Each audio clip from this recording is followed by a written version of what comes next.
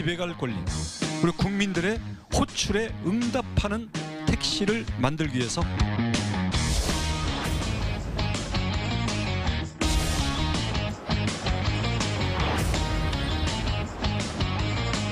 너무 안 잡히니까 차라리 돈을 뭐 조금이라도 올려서라도 여기다 더 올리면은 굳이 쓸 마음은 없을 것 같아요.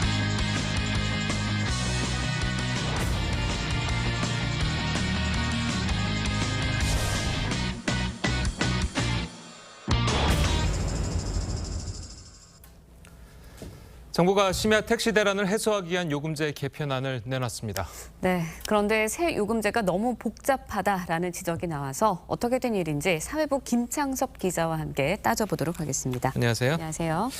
자, 일단 정부가 내놓은 심야 택시 해소안 어떤 내용입니까? 네, 심야 시간대는 오후 10시부터 그 다음날 오전 3시까지를 말합니다. 예. 이 시간대 택시 호출료를 최대 5천 원까지 인상한다는 게 주요 내용입니다. 또 승객이 호출료를 내면 기사에게 목적지가 표시되지 않게 해 승차 거부도 막기로 했습니다.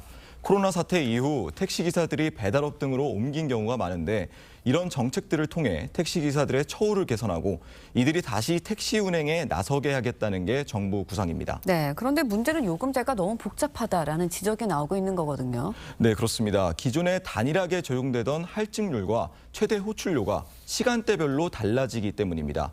먼저 서울시는 할증 시간을 2시간 더 늘리고 기존에 20%로 일률적으로 적용되던 할증률을 시간대별로 차등 적용하기로 했습니다.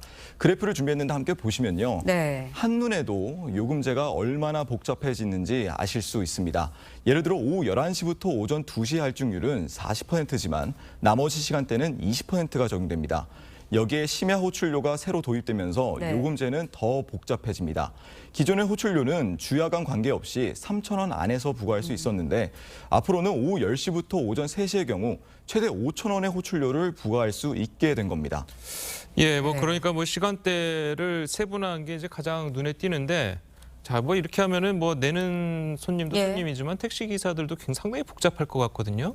네, 그렇습니다. 일단 국토부의 심야 시간대와 예. 서울시의 할증 시간대도 서로 다릅니다. 네. 국토부는 오후 10시부터 오전 3시지만 서울시는 오후 10시부터 오전 4시로 1시간 더 책정을 했습니다. 네. 그러다 보니 오후 10시부터 11시, 오후 11시부터 오전 2시, 오전 2시부터 3시, 오전 3시부터 4시 이렇게 4단계 시간대별로 각각 다른 기본 요금이 적용됩니다. 네, 실제로 시행이 되면 좀 혼란이 가중되지 않을까라는 생각도 드는데 택시 요금 언제부터 바뀌게 되는 건가요? 네, 그 부분도 혼란을 가중시킨다는 지적이 나옵니다. 다시 한번 그래프를 보면서 설명해 드리면요.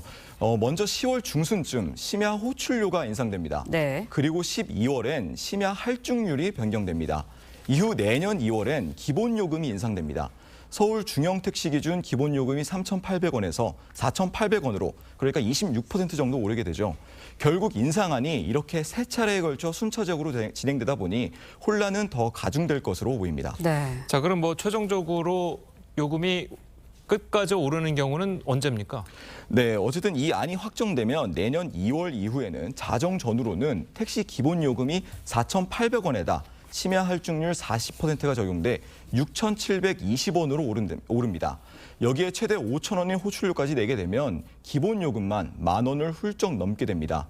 밤에 택시 잡기 무섭다는 말이 나올 수도 있는 상황입니다. 네, 사실 뭐 복잡하더라도 택시 잡기가 수월하다면 문제가 없을 것 같은데 택시 요금 인상이 되면 잡기가 좀 수월해질 것으로 전망이 되고 있나요? 네, 일단 정부는 이번 대책으로 올해 안에 서울 심야 시간 택시 공급이 3,000대 정도 추가될 것으로 기대하고 있습니다. 서울의 심야 택시 운행 대수는 코로나19 확산 전에 23,000대 규모였다가 지난 7월에는 18,000대 수준으로 줄었는데요. 여기서 정부 예상대로 공급이 늘어난다면 택시 잡기가 쉬워질 수 있습니다.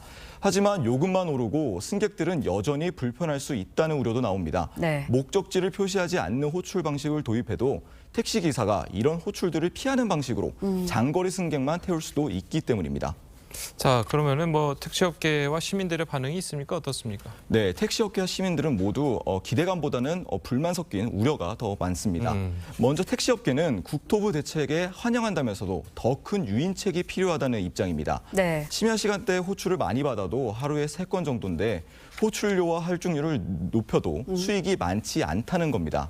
이미 다른 업종으로 떠난 택시 운전사들을 끌어올려면 택시요금 자율화 등의 대책이 필요하다고 주장합니다. 시민들 사이에서는 택시요금이 너무 올라 택시를 안 타고 인근 숙박업소를 이용하겠다는 목소리도 나오고 있습니다. 네. 예, 아까 뭐 김 기자 설명을 좀 들어보면 지금 올 2월이면은 뭐 최대 기본 요금에 호출료까지 더하면 기본 요금만 10,000원만 이제 훌쩍 넘겠다 이렇게 얘기를 했잖아요. 자, 그러면은 호출료라는 거를 만약에 안 불러도 되는 겁니까? 어떻습니까? 네, 안 불러도 되고 이제 무료로 이용할 수도 있는데요. 그런데 일단은 최대 원래 3,000원까지였던 게 이제 최대 5,000원까지로 변경되고 그다음에 이 최대 5,000원도 이제 기본 택시 요금은 최대 4,000원, 또 카카오 블루나 이런 것도 최대 5,000원까지 되기 때문에 네. 그런 걸 이용하게 되면 이제 10,000원대까지도 충분히 나올 수도 있습니다. 그러니까 뭐 길거리에서 택시를 잡으면 호출료는 내지 않아도 된다. 뭐 이 말씀이죠? 네, 맞습니다. 알겠습니다. 자, 김 기자 잘 들었습니다. 고맙습니다.